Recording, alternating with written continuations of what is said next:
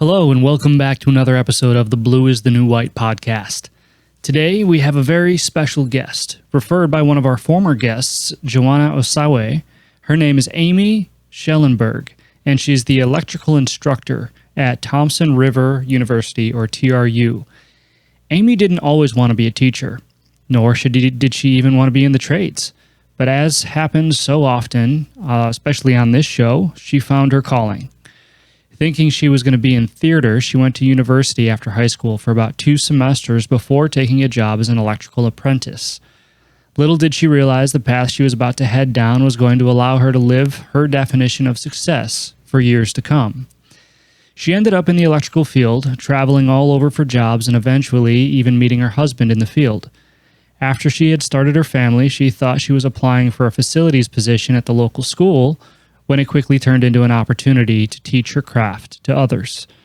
Since then, she's been living her definition of success by being rewarded for her years of hard work, and just like stepping back and taking pride in a completed job, she's now able to step back and see the change she inspires in young people's lives.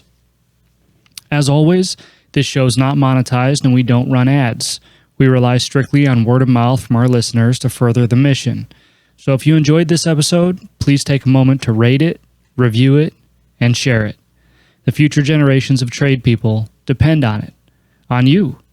So thank you again, and enjoy this episode of the Blue is the New White podcast with Amie Schellenberg. Welcome to another episode of the Blue is the New White podcast. Today we have a special guest, Amie. Amie, thank you so much for joining us today. Thank you, Josh.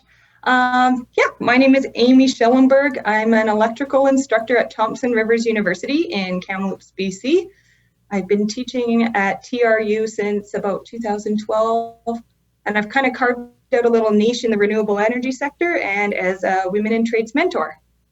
That is awesome. So tell me a little bit about you. What's your story? How did you get to where you are today?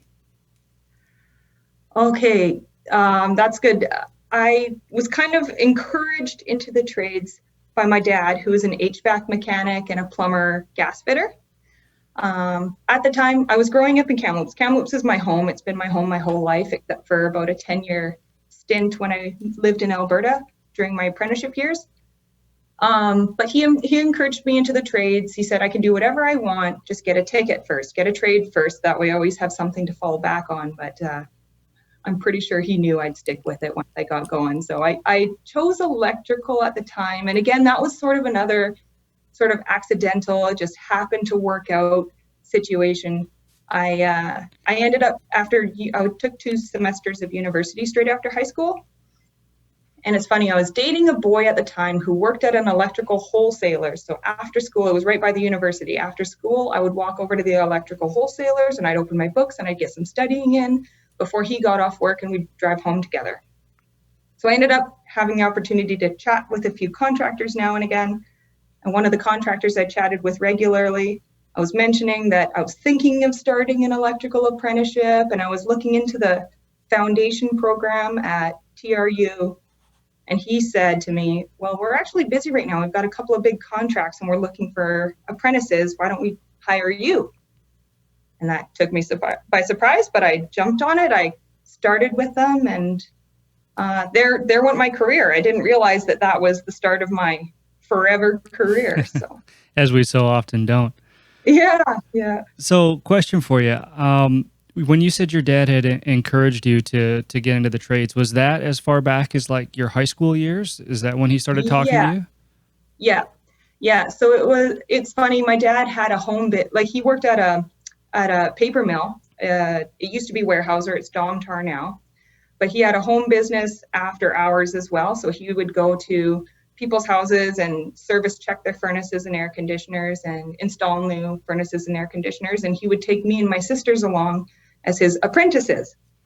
Not that we were learning a ton about the actual trade. He tried. It was way over our heads. We just carried his tools for him.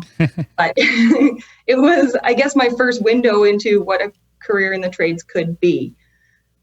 So he he saw me going down a path in high school that I think he realized was probably a dead end. I was a theater junkie. I loved directing the plays and being behind the scenes in our high school plays. And I thought that's where my career was going to go. And he realized that, I mean, you can have a career as a theater junkie, so to speak. That's a bad term, but it's probably not going to set you up to be financially independent for the rest of your life. And if it does, that's great, but you defeated the odds. Mm-hmm. Absolutely. So I don't want to squash anyone's dreams if that's what they're thinking of doing, because there are careers there, but they're far and few between if you want a good career. So, or I guess it depends what you qualify as good. I keep backpedaling here, but no. I think we, our listeners are going to understand exactly what you're saying. Because I talk a lot about that kind of stuff. I'll never tell anybody that they shouldn't go down a certain career path. Yeah. But you have to have that burning passion, and the problem when you're talking about high school students, and at least for me when I was in high school, is that oftentimes you don't have a burning passion for anything. If you do, that's great. But sometimes, most of the time, I would say you don't find that until later in life, once you've experienced a little bit more, totally to agree. Truly understand what your passions are. Yeah, totally agree. And looking back now, and maybe it's my 2020 vision and the fact that I'm 20 years out of high school, but I don't think I could have kept passionate about theater this long. So I'm glad I made the decisions that I did, or ended up getting gently pushed into the path that I ended up on. It ended up working out, I think, a lot better for me than the alternative. Absolutely. Can I ask you a question about your high school years? Yeah. I hear this all the time, so I really like to ask. But when you were in high school, did you notice that there was a push, and you had a little bit of a leg up because your dad was in the trades, but did you feel like there was a push for you to go to university for academic reasons, as far as careers outside of the skilled trades? Absolutely. We kept, I say we, my class or my friends, my group at the time kept getting told time and time again that if you don't go to university straight after high school, the chances are they grow every year that you won't ever. So a lot of my friends wanted to take a year off to either travel or work or decide who they were. And it was pretty harshly discouraged by our counselors, who told us, if you don't keep going with this schooling thing, you probably never will go back, or the chances are good that you never will go back to school, and you're never going to get a good job. So that kind of scared me, and I ended up signing up for university or registering for university straight out of high school. But I was just taking general courses like upgrading. I hadn't picked a program or a specialty. It was general arts. So I was going to university for the strict purpose of not going to university and not doing something. Yeah. I didn't know what I wanted to do, but I knew I had to keep going. Well, and that's the narrative, right? Is that it's okay if you don't know what you want to do, but go to university anyway, take your core classes, give us a bunch of money while you do it, and then you'll figure it out somewhere along the line. You'll find something that you're good at. Yeah. Mm-hmm. So I'm super lucky because not everybody has had the opportunities that I've had, where I've had a dad who's encouraged me into a trade I never would have thought, or into a field I never would have thought of for myself. That was never encouraged for people like me in high school. We had a shop class. I never took it. I wasn't interested at the time, but no one ever told me that, you know what, you could consider, you might be good at this, or this is a good option for people who are trying to figure out what they want to do in the meantime. No one ever said that. So it was totally off my radar to think about trades. Yeah. So it was totally a matter of a couple of things that got the ball rolling for me. If my dad hadn't pushed me or encouraged me, if that contractor I was chatting with at the wholesalers hadn't offered me a job, if those two crucial things hadn't happened, I probably wouldn't be here. Yeah. No, absolutely. I mean, it sounds fantastic. It sounds a lot like, how a lot of people enter into the trades, which is kind of what we're trying to change here, because you shouldn't have to have two big things. Yeah, exactly. Right. And I imagine that there was probably even a little bit more skepticism, and correct me if I'm wrong, on your part, being a woman. And I'm just, laying it out there because we all know that there's a perception that exists of the skilled trades. And then there's an additional layer of perception that exists when it comes to women entering the skilled trades. For sure. So was that something that was on your mind at the time as well? A little bit. I always I grew up on a sort of hobby farm, so I was never afraid of work or labor, or I slung hay bales as a teenager. It was no big deal. I knew I was probably strong enough, even though I was small. I was I was always in sports. I was fast. I was fit. But at the same time, you're totally right about perception. The perception I had of tradespeople after high school, shortly around my end of my high school days, was my dad and my dad's friends, who were kind of old, kind of shabby. No offense, guys, but funny and dorky and missing digits, and so it's just I didn't fit that at all. So that's another thing. I don't know, maybe a little barrier that kept me from considering it. Mm-hmm. Yeah, that makes sense. So let's move a little bit fast forward to your university years. You said you were at university for 2 semesters. Yeah. So what was the tipping point? When did you decide to make that leap and do something else? Good question. I'm not sure where the tipping point was. I think it was just the fact that like I said, I don't know that there was a tipping point. I think it was the job offer from my contractor friend that I was chatting with on the regular at the wholesalers, hanging out there after school, doing my homework on the counter, off to the side, out of the way, but still I was there all the time, quite often. And they would walk in and we would chat. And then I got offered a job. And up until then, I hadn't considered it very much. I guess I had considered it a bit because I had looked into the foundation program at TRU, and that's how our conversation started, and that's why he ended up offering me a job. But I don't think I was very serious about it at that point until I started working and until I started making friends on site and realizing that it's pretty fun work, and it's nice to feel tired at the end of the day, physically tired at the end of the day. So anyone who's athletically inclined, when you feel good after a run or after a soccer game, because you feel like you've used your body and you've stretched your muscles and you've exerted and you've felt your heartbeat for a while, and you look back at what you did and I just won that game, or I hit a ball and I got 2 bases, or I ran 7 kilometers, man, I achieved something. And you kind of get that same euphoria after a day's work in the trades when you look back and it's like, oh, that room of plugs wasn't there before, or hung all those lights today and they all work now. Or when I drive by a Volkswagen dealership that I helped wire, I'm like, man, that wouldn't be there. Well, someone else would have done it if it wasn't me, but that wouldn't be there without my input. I did that. So you get this feeling of exertion because there is some labor involved, but you also get a feeling of pride afterwards. You built something. Yeah. No, there's no disputing that for sure.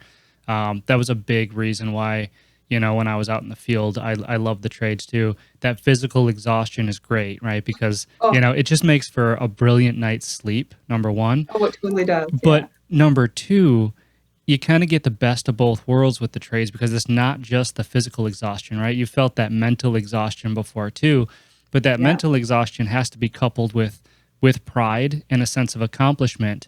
And, and that's what allows me to lay my head on my pillow at night, is looking back saying, I built that, I did that, and I had to problem solve in order to do it. Exactly. That was that there. We were stuck there and I was the one who helped figure it out. That's right.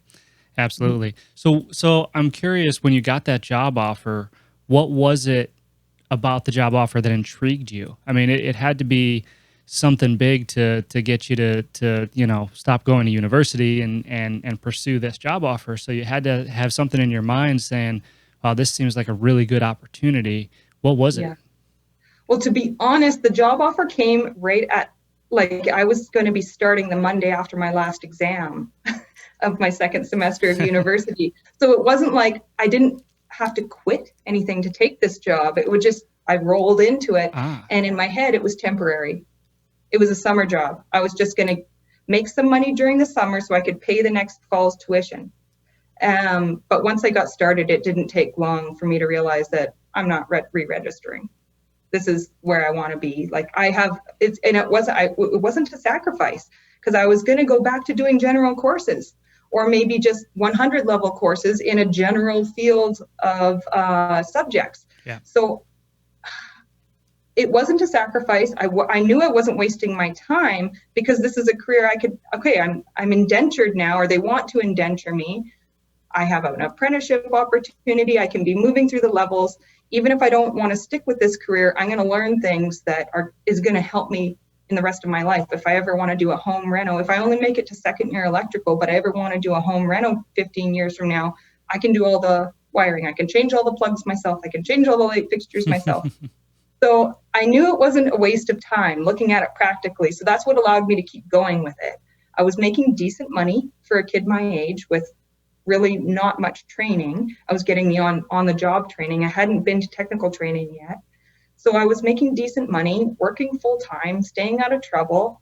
And I was able to pay off my first car in one summer. I was able to hang out with my friends on the weekends and do whatever we wanted to do. Like, it was kind of freeing. Yeah. And I think that's going to resonate with a lot of people, because, you know, when the people who do know about the skilled trades, or at least the people that think they know about the skilled trades, you know, they have this idea in their head that it is a lot of work, which I'm not going to lie to you. It's a lot of work. Oh, of course it's a ton of work. It's a ton of work. But, you know, it's almost like they see that as a confined, you know, and my thing is, when did hard work become such a bad thing? You know, and Totally. that's the point I really like to drive home, because, yeah, I mean, the trades are a lot of work, but the argument can be made that if you want to be successful in anything, it's going to be just as much work. You know, the work is different, but it's still work.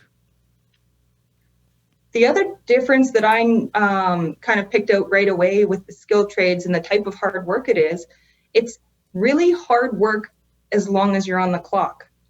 As soon as you clock out, you get to just totally walk away from it, feel satisfied, and not think about it again until you start the next morning.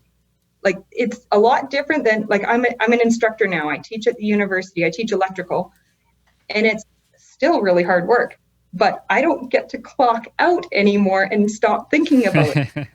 So It's a different kind of hard work. It's not the intense labor, fast pace, loud work site. It's a different type of hard work, but it's different in the way that I don't get to clock out and turn it off and not think about it again until the next day. Yeah, you're grading papers, doing curriculums, all that kind of stuff. And yeah, you definitely take that home with you. Yeah. And that's something, it's funny, that's something I said I would never do. It was one of the reasons when even after I got my ticket, people said, well, why don't you just start your own company? And I said, no, I really like my evenings and my weekends. Like, I don't want to be answering the cell phone or planning budgets or quoting stuff 24/7. I don't want to have that on my plate all the time. So naturally, I got a job as a teacher, and I'm doing that all anyways. Well, I have a little bit of a hunch as to what led you down the teaching path, but we're going to get to that. So, so then where did you go after that? After your apprenticeship and moving your way up the ranks, what was next? Okay, so I started my apprenticeship in Kamloops. That's where I got offered the job, but I didn't actually stay in Kamloops very long. I ended up moving to Grand Prairie, Alberta. And I didn't see that as, again, it wasn't a big, risky move. It wasn't a big sacrifice. This is Grand Prairie, Alberta at the top of its game. Like, I knew I was not going to be hurting for work. So I moved to Grand Prairie, Alberta. I got a job apprenticing there with another company, and I did the same type of work, commercial construction. We were building office buildings, trucking warehouses, banks, Volkswagen dealerships, I already mentioned, that sort of thing. And I worked there for quite a few years. well, sort of in that industry. I worked for 2 different companies doing the same type of work in Grand Prairie. So that finished off my apprenticeship, commercial construction, the odd house, but really there wasn't much for residential construction. It was more commercial construction and small scale industrial. Once I got my ticket, I got on with a different contractor, and then I was more of an on-the-road industrial construction electrician. So I would go, I'd get my LOA, living out allowance, and I would stay where the job was. And when the job finished, I would go to the next job and work usually for the same foreman, but not always. Usually with the same crew, but again, not always. The company I worked with had about 5,000 employees across Western Canada and the US. So quite often the foreman would have their favorite crew members that they would take as their core crew members. And then if they needed to man up, they would just pick from the pool. But that was really fun work. I actually ended up meeting my now husband at that point. And we worked on the road for a little over 5 years together. So that was pretty nice. It kind of took a little bit of a different kind of pressure off of me to have a partner with me. That's something that I had to learn to deal with. That was another on-the-job thing, is you have to learn how to deal with being a single woman in a male-dominated workforce. So that was interesting. But I want to pause there for a second, because there's a lot I want to discuss there. Oh, sure. No, so for first off, it sounds like you had the opportunity to travel quite a bit, in this career, which I know is high up on a lot of people's list as far as, what they want out of a career. And many people don't know the type of travel that's involved, not just in a trade like yours, but the trades in general. I know like compressor mechanics that are sent to, the Middle East or Russia or, China every year. Literally you could travel the globe, in the skilled trades as a career. So is travel something that you've always liked to do? Did you like that part of the job? I have always been interested in travel, and I definitely can't say I'm a worldly person like some people are. I haven't seen everything, but I've been to Africa, to Europe, to South America and Mexico, but at the same time, not a lot. It's funny that you mentioned travel within the skilled trades, because actually right before I met my husband, I was trying to pull some strings and look into how I could work abroad for a while. I had gotten my ticket. I was a Red Seal electrician, and I knew from conversations that a Canadian Red Seal electrical ticket is recognized in other countries of the world. So at the time, I don't know that much has changed, but at the time there were hurricanes through the Caribbean, or they had just passed through the Caribbean. So I was in contact with a contractor in the Bahamas, looking into how I could get a job down there, work down there on hurricane reconstruction. But before I could work all the details and get visas worked out, I ended up meeting my husband, and my motivation for travel kind of went down. Yeah. Yeah, I get it. There are opportunities. And I shouldn't say that they don't always fall on your lap, because a lot of stuff fell on my lap that wasn't supposed to, but usually you have to search them out yourself, in my trade at least. Not all trades. You said compressor mechanics, but elevator mechanics also, there aren't that many of them. So wherever the high rises are being built, they travel too. So they're pretty worldwide as well. Yeah, absolutely. And I think it's enough that the opportunity exists, that people just, if they knew that they could seek that opportunity within the industry that they're a part of, that they would value that for sure. So up to the point that you met your husband in the trades, I'm curious, and share as much or as little as you want on this, but being a woman in the trades, any adversity that you faced during that time? I kind of anticipated a question about adversity, and so I was racking my brain, and I know for sure, and I think this is just like, again, I kind of mentioned nostalgia for the good old days, but I really can't remember a lot of adversity. Like, I can remember 1 or 2 things in the 10 years on the tools, but I was thinking, like, man, is that it? Like, I really have nothing but fond memories of working on the tools and making really, really good friends with the people I was working with. Like, honestly, when you were working side by side with one or like 6 people for weeks on end working on the same common goal of building a facility, you end up bonding and you end up becoming this little sub-family unit. We were each other's therapists. We would be hanging high bay lighting, and we'd be in a genie lift together, and we'd be chatting about who knows what, anything, like annoyances, family, relationships. It got personal sometimes, but it was so therapeutic. It was just nice to have a buddy you're working on something, you're plugging away at something, but you're also getting to know them really well. And it happened all the time. I made really good friends with a bunch of my journeymen. I made really good friends with people I hung out on days off with. I made really good friends with people I didn't like to begin with. Like, there were some undesirables on site. I'd meet people who I could tell were giving me dirty looks.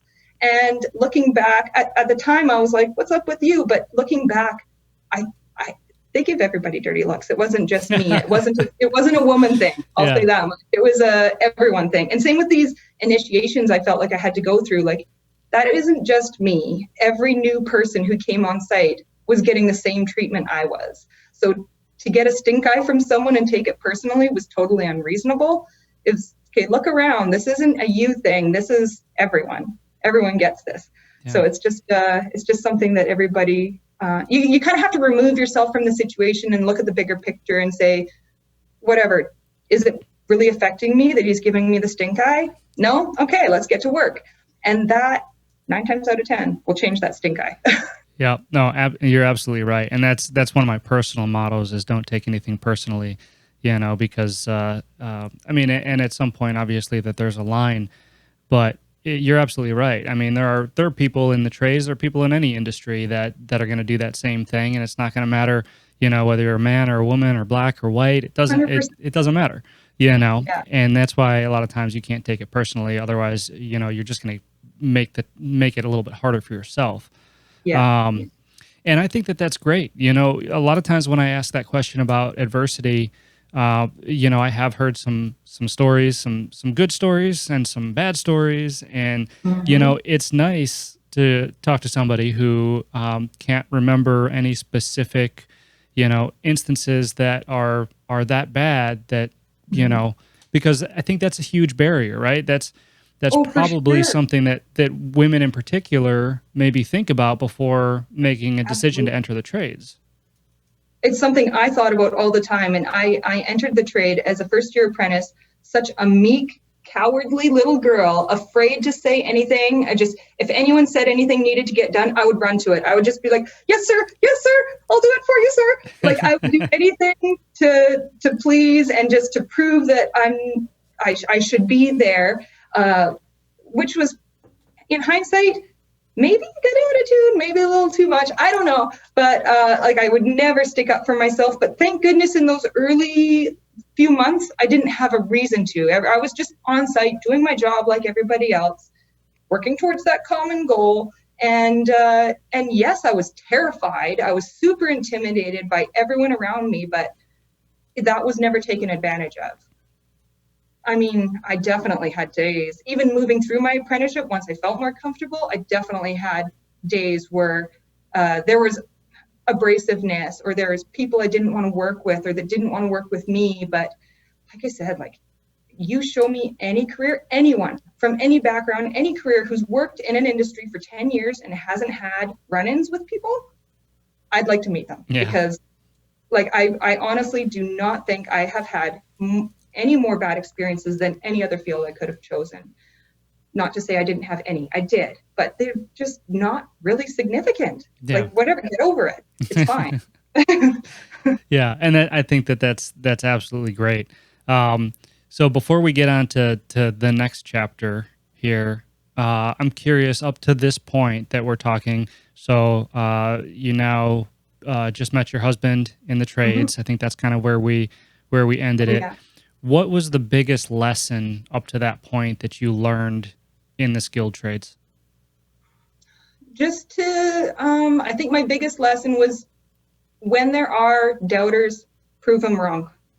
Nice. That was always my goal. I would always, and I don't think I remember doing this specifically, but I would always end up finding someone on my crew that I felt like I was roughly equal to. Either when I was a third year apprentice, I would find another third year apprentice, and I would watch them and make sure I was doing as good or better work than them, as quick or quicker work than them, that I was had a better attitude than them. I was always trying to one up the people around me at my level.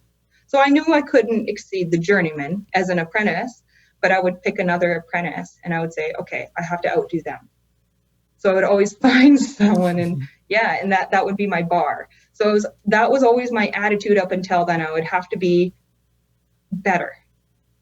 That's great. I think that's an awesome lesson. I mean, it teaches you really to continually raise the bar, which is how we grow not only in our career, but personally as well. Yeah. So I don't know that that's a unique strategy by any means, but it is borderline good. Maybe it could border unhealthy at some point, but at the same time, it was what I needed to keep myself improving. Yeah, that makes sense. And you're talking to the wrong person if you think that's borderline not good, because I'm the exact same way.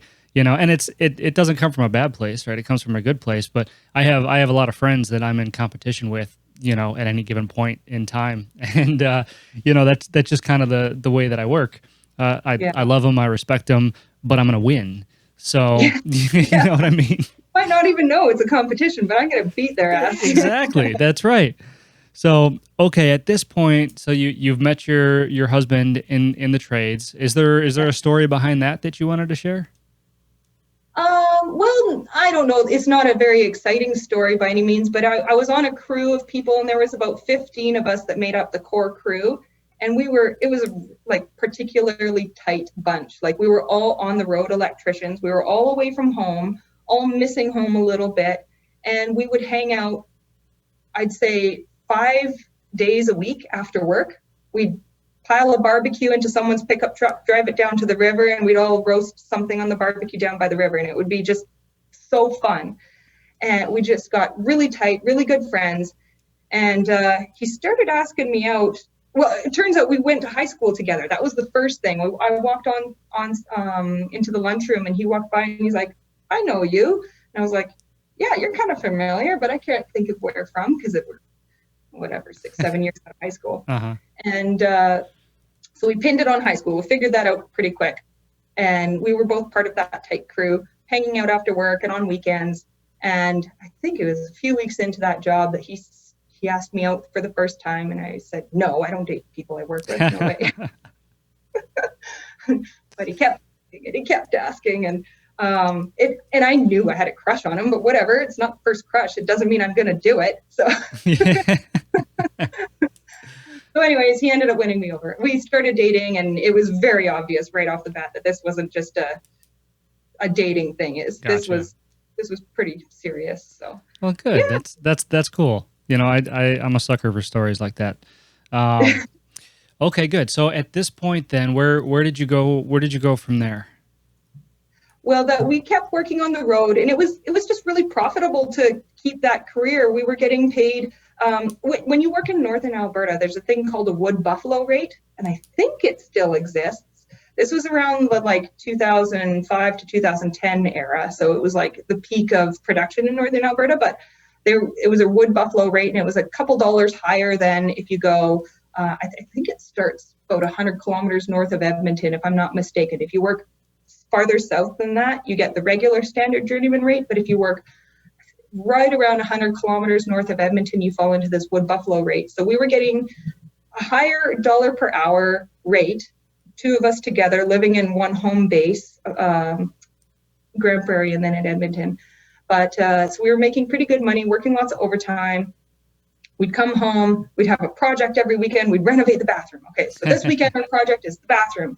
Next weekend, reassemble the bathroom. The following weekend, rip all the baseboards out of the basement. The following weekend, so every weekend we come home with a project. So that was our life for about a year. When we were living in Edmonton, we bought a fixer-upper house. We had that house totally fixed up, but we kind of messed up. We bought high when the market was really high. We ended up selling low, so we barely broke even on that house, maybe a little less. But anyways, it is what it is. That's just how real estate works. But it was 2010 where I got pregnant. So where we were working at the time was a SAG-D facility north of Cold Lake in the bombing range area. I don't know if any of your listeners are familiar with the Canadian Forces bombing range that spans a huge chunk of Alberta and Saskatchewan crossing over the border there. So Cenovus had a SAG-D facility, steam-assisted gravity drain facility there. And our company, our electrical contractor company, was doing an expansion project there. We had been there for 3 years. It's big, like it was just one phase after another. So we just stayed there all the time, living in a camp. That was pretty good and bad. Like, I really have fond memories, but I remember days just waking up being like, oh, I'm still here. But again, it was really good money for 2 people with no kids to just keep working, keep racking in that overtime and keep making that money. So we did that for quite a long time until I got pregnant with our first kid. And then I decided, I don't think I want to raise a fetus on boxed camp food. I mean, the camp food was quite good, but it wasn't my food, right? So I didn't want to raise a fetus on boxed food and methane fumes. So ended up not going back up there. Brian, my husband, he ended up working up there for quite a few more months until I think it was right before our daughter was born was when he finally got transferred to a more regular job out of Edmonton or Fort Saskatchewan. So we did that for a few years, lived in Edmonton. That was our home base. And then I was starting right off the bat. I was poaching around in Kamloops, trying to figure out, okay, what kind of career can I get in Kamloops? I'm a ticketed electrician now. So is my husband. Like, we're valuable. We've got to be able to find decent jobs. So I was starting to apply at places like the school district, my dad's work, Warehouser or Domtar now, the hospital. I ended up applying for facilities at the university in Kamloops. In doing so, I didn't realize that when I applied to the HR department at the university for a facilities position, my resume ended up on the desk of the chair of the electrical department. So another accident that happened. I ended up getting a call by my now boss saying, so I've got your resume here. What do you think of teaching? And I kind of froze on the phone thinking like, oh my gosh, I can't be a teacher. My mom's a teacher. I can't do that.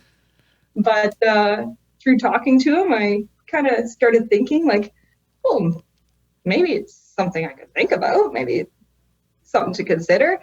So I came down for a short-term stint, just teaching 2 weeks, and kind of liked it. So I got first dibs on the next contract that came up, teaching contract that came up, and I did that too. And then I did the next one, and pretty soon I was full-time. And man, it's such a good place to work, especially as a mom with kids.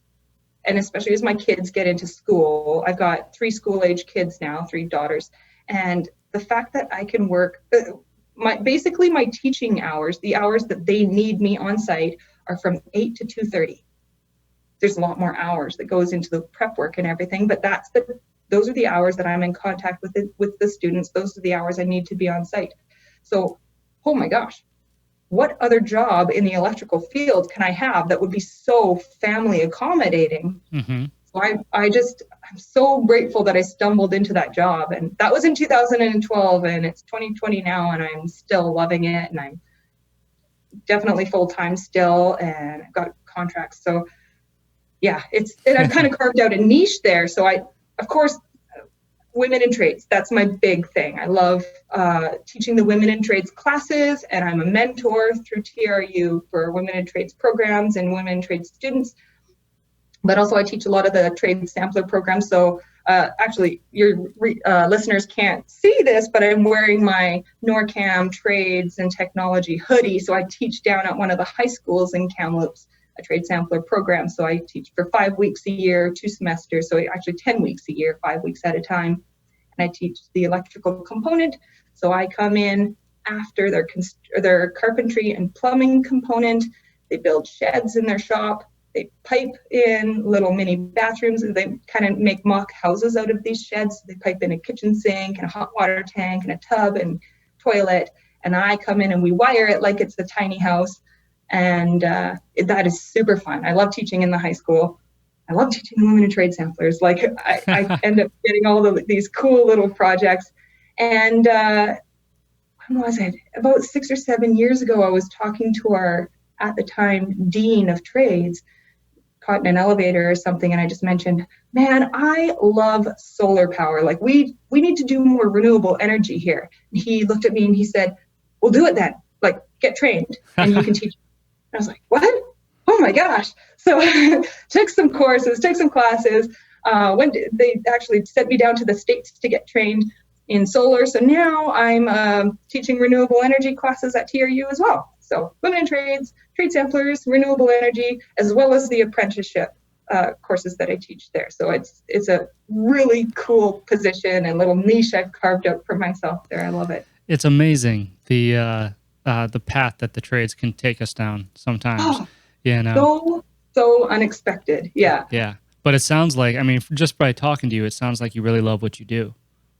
Oh yeah, I love it. And it, like, again, if I'd have had a glimpse of the future 15 or 20 years ago, I would have believed it. Like, I am not a teacher type. Mm-hmm. But now looking back, I think that's what maybe helps improve my teaching style is I wasn't that brainy straight A kid when I was in school, so I can teach to people like me, and I can try to dumb things down and make it relatable and let them know, like, I would say I'm probably the least intimidating person, I think, that we have.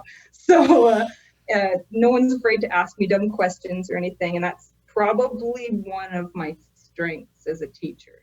Yeah, I can definitely see that. And relatability is huge, especially when you're talking about an industry like the skilled trades that, you know, the message just isn't clear to people who aren't already in the skilled trades. You know what I mean? So to be relatable to these students in ways like that is just, it's incredibly valuable, you know, because that's the only way that they're truly going to learn and retain. Because, I mean, truth be told, they've spent most of their young lives, you know, not knowing or not caring about what the trades are or what they do. Why do I care why the light comes on when I hit the switch, as long as it does? That's it, right? Yeah. That's it. And it's not thought about, right? Because, and I talk a lot about this too, is the trades are everywhere. I mean, you cannot look out the window without seeing something that's responsible or something that the skilled trades aren't responsible for. And it becomes almost this white noise, right? It's all around us, but because it's so abundant, we just don't pay attention to it anymore. Mm-hmm. And I think it's remarkable because in this day and age, there are so many people out there that, you know, really everybody defines success differently, right? And that's a big thing with me is, you know, we can't push everybody toward the same definition of success. We need to encourage them to find their definition of success and work towards that. But in the skilled trades and in this day and age, a lot of people's definition of success has to do with helping people, changing the community, changing the world in one aspect or another. And that's the biggest connection I see to that is the skilled trades. And maybe that's just me because, you know, I'm knee deep in it, but it's absolutely true. I mean, what better way is there to change the world than being part of the industry that literally manufactures it? Right. Yeah, absolutely. And it's something that young people can think about and say, well, is this going to go away? No, not this one, not trades. Trades aren't going anywhere. So it doesn't matter how the world evolves. Things need to be built to accommodate how it's evolving. People need to be thinking about how that technology is going to progress. So this isn't going anywhere. This is a pretty safe industry to get into. Yeah, and that's the other thing too, right? Is that kids are pushed toward a college degree or a university degree because of the sense of job security. And isn't that ironic? I mean, quite honestly, and a career in the skilled trades is probably one of the most secure paths you can go down. Yet they're being pushed towards a college degree that, you know, is so abundant these days. I mean, you can get a degree in anything. You know? Anything. Not to mention the fact that college degrees are so expensive. Right. Oh my gosh, you can sink like so much money, hundreds of thousands of dollars, maybe not in Canada as easily, but in the States, 100% in careers that you may or may not be able to find a job in. Absolutely. Or you can get trained in the trades and get paid while you train. So I was getting paid so well as an apprentice that I bought my first house as a second-year apprentice. That's amazing. So how many second-year degree program students can say that they have enough income from their training, none, to buy a house? Yeah, no, not many. And in fact, I mean, even the ones who do graduate are usually in debt for so long that it takes them that much longer to buy a house. It's pretty tragic. It's something that maybe needs to be evaluated and looked at, because either that or you, like everyone listening, please cash in before things change. Get in the trade and cash in before things change, because someone's going to catch on to this and they're going to demand some restructuring here.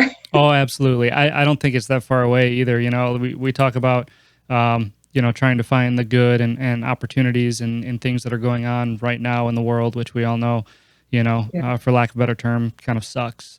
And, but one of the things that I'm seeing is, colleges are kind of, and I know that the terminology differs a little bit in Canada from the US, colleges, universities, stuff like that. But they're being looked at a little bit differently, because now with all this online schooling, I mean, people are literally paying, $25,000 a year to learn in front of a computer.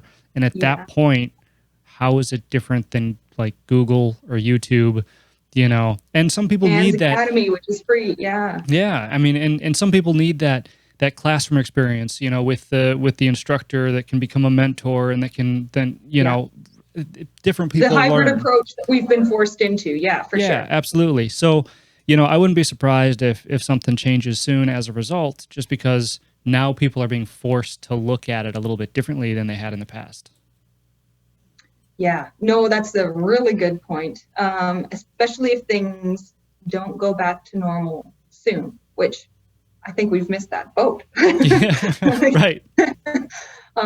We've been saying this since March. Things will get back to normal soon. But here it is, September, and we're not back to normal yet. And it's not on the horizon even. So no. Yeah. So I'm a little curious now. I asked you what the biggest lesson the trades had taught you back then, but now teaching is a little bit different. So I'm curious what the most rewarding part about what you do now. Oh, that's another good one. Okay, so I think, especially starting out teaching, my early years were teaching trade entry programs and first year programs, or first year training, and it was a few years in before I started teaching second year and then third year and fourth year. So I love seeing my students, especially if I can get a repeat student. If I've taught them in first year and I get to teach them again in second year, that's so cool. Or if I've taught them in first year and I chat with them for 10 minutes in the hallway when I see them come back for third and fourth year, that is so cool. Like, just, where have you been? What have you been doing? How is it going? What's with your family? It's like just catching up. I've got a few people, like, I don't know if it's the best practice, but I've got a few of my students that are on my Facebook that I follow, and I know where they are now, and they're most of them are still in the electrical field, and a few of them are either foreman or running a crew. And I'm just like, oh, that's like, you're my baby, and here you are growing up. Like, so that is super cool. Like, and I don't think it's a matter of me being out of the competitive field. I really think it's just like, I just love people. Yeah. I love talking with people. I love helping them. I love hearing their story and then seeing it pan out. Like, oh, it's so cool. So I really love catching up and hearing from my old students and figuring out where they are. And I've given some job references and I've seen them work out. A couple of my trade entry students have ended up working as like apprenticing for my husband, which was like really weird and awesome at the same time, because go to like Christmas parties and partying with my students, which is a little weird, but also fun. So that's so awesome. And you know what? The way that I'm looking at this, and we've been talking for almost an hour now, and it sort of brings it back full circle, right? At the beginning of this episode, you said that, the sense of pride that you got when you were able to step back and look at your work and see what you've done. It's fantastic, right? And to be able to now say that about people, that's a connection I never made. So thank you. Yeah, it's the same feeling. It's just I'm shifting it from an inanimate object to a human. Yeah, it's that's pretty really amazing. Cool. It's super meaningful, that's for sure. Yeah, so that was kind of cheesy. Yeah, I would say so. Absolutely. Yeah. About the cheesy? Yeah. No, that's really cool. So that leads me to my last question, which I love to ask everybody. Because I mentioned a little bit earlier about definitions of success and how people define it differently and stuff like that. So I'm curious about your ultimate definition of success and how the trades have led you toward it. Oh. So ultimate definition of success, I guess it's just that reward, that feeling of satisfaction that I did my part and I got something back from it. And it's probably bigger than what I put in, to be honest. That feeling of, okay, I did my best. I busted my butt to prove that I can do it and to prove to myself, really, that I could do it and do my best work. And look at everything I got out of it. Man, it's really cool. Yeah. No, I like that answer a lot. To be able to look back and say, I've gotten what I've worked for. Yeah, that's really cool. And awesome. Definitely, you have to be in the industry for a while to get to recognize the reward, because not every day is rewarding. I'll tell you that right much. Not every month is rewarding. I had some dips and swells for sure along the way. It's not all good. I feel like I've been touting this as oh, everybody should do it. It's amazing. You'll be happy every day. No, that's a lie. You won't be happy every day. But after 10 years, you're going to look back and say, oh, shoot, look at what I've got now. Look at what I know now. Look at where I am. Man, I didn't see it coming, but it all came. Yeah, no, absolutely. There were days when I first started that made me want to quit. I remember those days, because I worked in commercial restaurant kitchens was really where I spent my time. So slipping and sliding on the grease behind fryers and opening the electrical boxes and seeing roaches scatter everywhere. I'm like, Dad, I don't know if I want to do this. He's like, shut up and get that breaker flipped. All right. Yeah, I know there are some really, really awful jobs and awful situations you can get into, but they're always short term.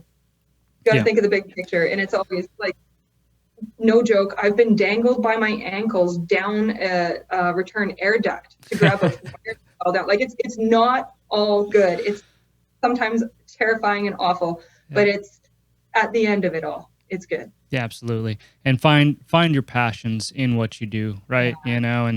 And I think that's the main point is there are, everybody has passions, everybody develops passions. And if you can find that in the work that you do, then all the power to you. I didn't like fixing fryers, but I really liked helping people. I really liked building a company, liked building a company most days, but, but yeah. And I think that's the point. It's just, it's such a great industry to be in, to live your dreams, not to sound corny. I know it sounds really big when you say it like that. It didn't start out my dream by any means, but looking back at it, it got me my dreams. Right.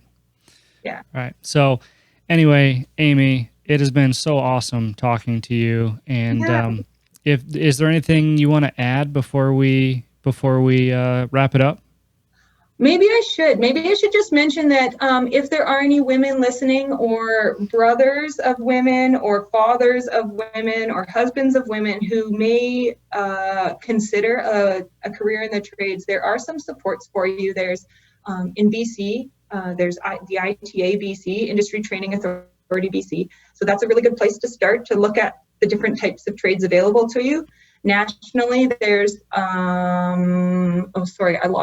Nationally, there's Red Seal. If you Google Red Seal Canada or Red Seal Trades Canada, you get a huge list of all the Red Seal trades available, and then the affiliate links to training providers.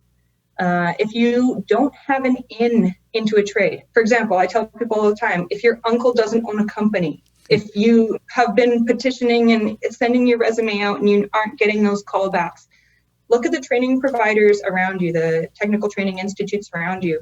There's going to be trade entry programs. So TRU, for example, offers all the traditional foundation trade entry classes. There's carpentry, electrical, piping, automotive, welding. But we also have a few specialty trades like HVAC. We have a trade entry program, millwrighting, power engineering, instrumentation, and horticulture and culinary. So like it's a broad field. You don't have to just be thinking of plumbing, electrical, carpentry, and cars. You're not limited to that in the trades. There's over 100 trades on the ITA website. About 50 of them are Red Seal endorsed. So Red Seal just means you can take that and work anywhere in Canada. If it's not Red Seal endorsed, you can still get certified, but there isn't that Red Seal certificate attached to it. So it's just a recognizing body is all it is. If you're a woman looking to get into the trades, I really recommend talking to me. I'm with TRU, Thompson River University in Kamloops, BC, but if you're not in our catchment, there are universities, maybe not universities, technical training providers all over the country that run women in trades programs or women in trades special offers. So we offer a fully funded women in trades sampler program where we gather 18 women and we put them through a 12-week full-time program. They learn 6 or 7 trades, not in its entirety, but they get a 1 to 2 week sample of all of these trades, and they also get certificates. So first aid, WMIS, of course, CSTS, construction site safety training, forklift training, air brake training, whatever we can gather up in that 12-week time frame to offer for you to walk away with and have to attach to your resume. Buildtogether.ca has a women's page or a women's group. So that's a national thing. So it's not just BC, but also Work BC has a women's BC kind of group. So you can get on there, find supports, find mentorships, and find out if there are financial incentives as well. Lots of people are offering to buy your boots or your first set of tools for you if you've got an into the trades. If you're looking to get into the trades, or they'll find those sampler programs for you, find funding for tuition. So there are incentive programs, there are mentorship programs, there is a lot of help out there if you're a woman looking to get into the trades. That is awesome. Yeah, it's pretty cool. I know not everything, that's for sure, but I know what we're doing at TRU and it's pretty amazing. Also, I'm the Central BC chapter lead for WIRE, which is Women in Renewable Energy.